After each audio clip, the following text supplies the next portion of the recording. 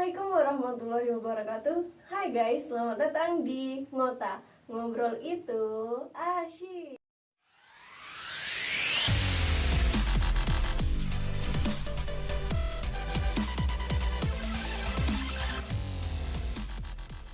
Oke guys, jadi saya Anggun Puji Lestari. Kali ini akan bawain podcast perdana di channel Ngota. Nah, kali ini kita kedatangan narasumber yang sangat bahkan menginspirasi kita semua, terutama mahasiswa di IAIN Curup, mahasiswa Bengkulu, bahkan mahasiswa di seluruh Indonesia. Nah, kita akan menggali cerita-cerita pengalaman dari seorang narasumber kita, tepatnya di depan Anggun sekarang sudah ada seorang Abang Ade Irawan. Apa kabar Abang? Alhamdulillah baik. Siapa dong Bang? Hai sahabat Ngota. Ya, sobat Ngota dong. Oke guys, jadi Abang Ade Irawan ini merupakan seorang mahasiswa di IAIN Curup, program studi pendidikan guru madrasah ibtidaiyah. Betul kan Bang? Betul sekali. Nah, Kating Anggun nih tepatnya. Jadi selain menjadi mahasiswa di IAIN Curup, Abang Ade ini juga merupakan seorang aktivis kampus dan juga menjadi seorang entrepreneur muda. Nah, pasti ada dong yang tanya-tanya nih, apa sih kegiatan Abang Ade sehingga disebut sebagai entrepreneur muda di tengah-tengah kesibukan sebagai mahasiswa, tepatnya mahasiswa akhir, betul kan? Di semester akhir. Semester akhir.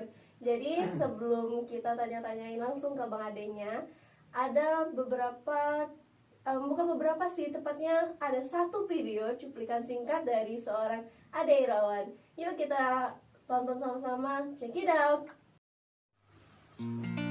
Ade Irawan lahir dan dibesarkan di Curup, Bengkulu. Anak dari seorang buruh ini adalah salah satu mahasiswa berprestasi di IAIN Curup.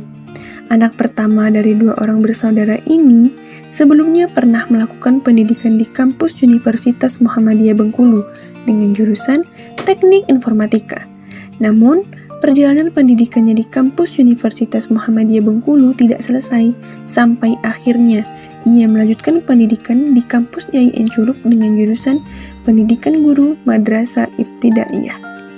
Tak hanya dikenal oleh kalangan mahasiswa kampus IAIN Curup, namanya juga dikenal menjadi mahasiswa yang aktif di berbagai organisasi, terkhusus di Provinsi Bengkulu. Beberapa kumpulan catatan organisasi Ade Irawan adalah sebagai Ketua Karang Taruna, sebagai anggota IMM Bengkulu, sebagai anggota Komunitas Bela Negara, Himpunan Mahasiswa Pendidikan Guru Madrasah Ibtidaiyah, dan Himpunan Mahasiswa Fakultas Tarbiyah. Dari beberapa catatan organisasi, tidak heran di tahun 2019 Ade Irawan menjadi salah satu mahasiswa yang terpilih sebagai Ketua Dewan Mahasiswa Kampus IAIN Curup.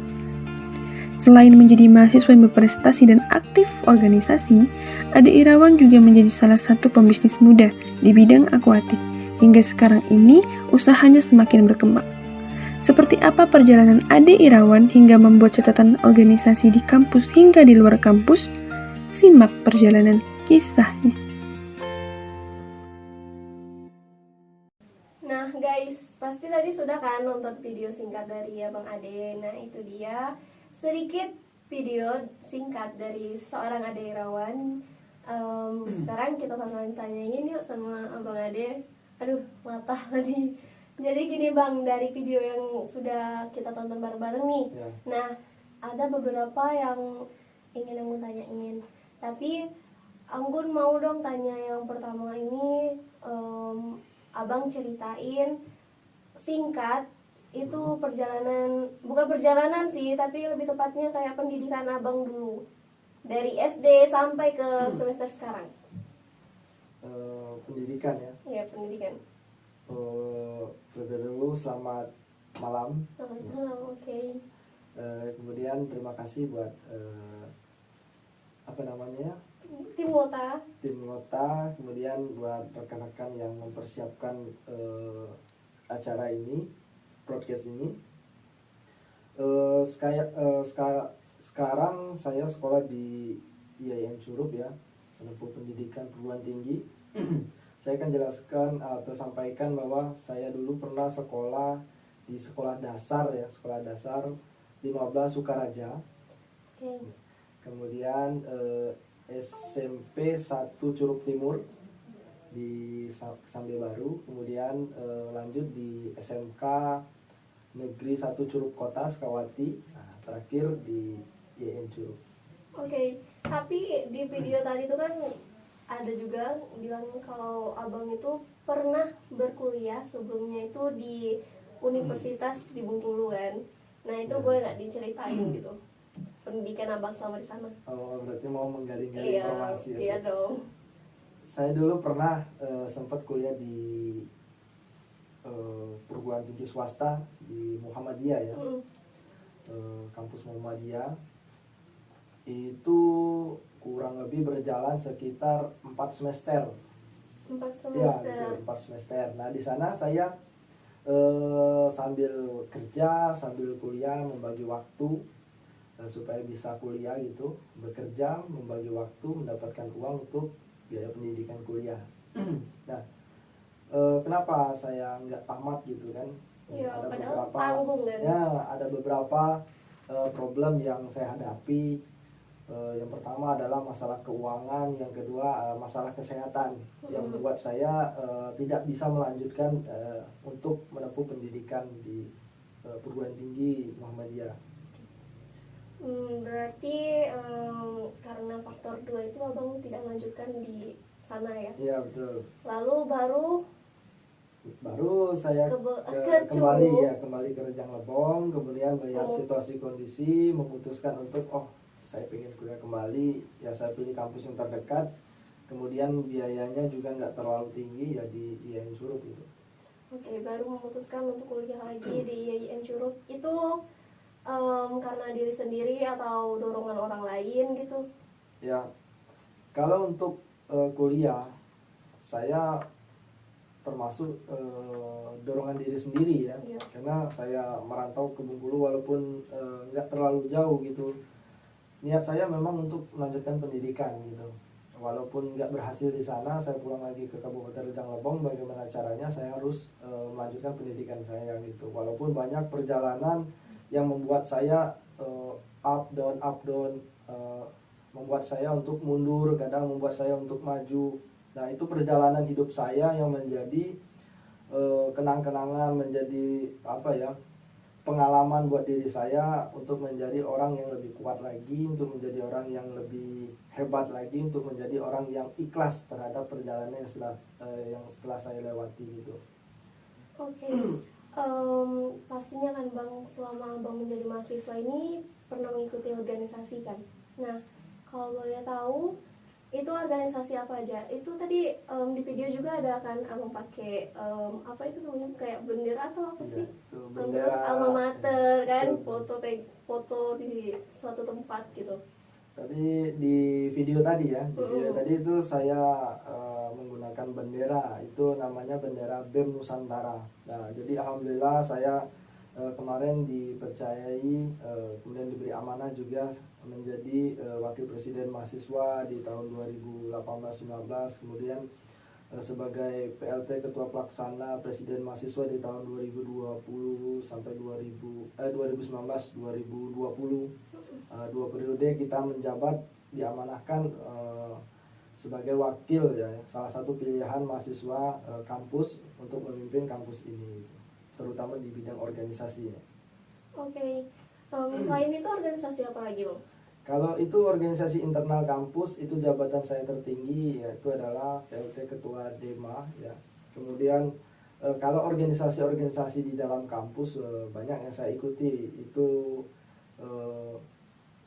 kalau lembaga dakwah kampus, kemudian UKM olahraga dulunya pernah saya ikuti, HMPS, prodi saya sendiri, PGMI, kemudian organisasi-organisasi ya seperti komunitas pohon baca yang membantu kita bergiat untuk membaca, meliterasikan sebuah informasi, kemudian membuat orang lain untuk hobi, giat atau belajar untuk hobinya untuk membaca gitu di komunitas pohon baca. Kemudian banyak sih organisasi eksternal yang saya ikuti. Ya, salah satunya contohnya adalah Muda Berkarya, salah satu organisasi ya pelopor ya, pelopor pemuda untuk membangun Kabupaten Rejang Lebong, kemudian juga organisasi himpunan pembisnis muda Indonesia, kemudian organisasi himpunan mahasiswa Islam. Banyak sih organisasi yang saya ikuti di luar maupun di dalam kampus gitu. Oke, berarti organisasi yang abang ikutin ini lengkap ya untuk jasmani, rohani gitu kan ya? Ya. Nah ini juga penting ya untuk mahasiswa baru, kemudian mahasiswa yang semester 3, 5. Kalau kita mau berorganisasi ya memang seluruh organisasi itu baik gitu kan, Iya. sangat-sangat berguna. Tapi pilihlah organisasi, jangan salah pilih organisasi. Kenapa demikian? Kita memilih organisasi sesuai dengan bidang kita masing-masing, atau memang ada fungsinya untuk diri kita. Jadi Kalau kebutuhan ya lah. sesuai dengan kebutuhan diri kita. Kita misalkan contoh, kita memang bagus di bidang olahraga, kita memang bagus di bidang kesenian, di bidang keagamaan, atau memang kita pengen belajar di bidang kesenian, atau pengen mendalami di bidang agama. Silakan masuk organisasi-organisasi internal dalam kampus yang mampu menjembatani kita, yang mampu mengarahkan kita untuk ke arah sana. Oke. Ya, ke arah hobi kita, ke arah kemauan kita, atau ke arah di mana letak posisi kita, kekurangan kita gali informasi itu di dalam sebuah organisasi. Ya, Jadi organisasi itu berguna, berfungsi buat diri kita juga. Oke, untuk membentuk diri kita gitu Ya, ya. betul. Oke. Jadi abang nih banyak mengikuti organisasi, terus kalau Anggun pikir-pikir, abang nih sibuk juga loh, ya kan? Itu, Sedikit. pasti sibuk lah bang.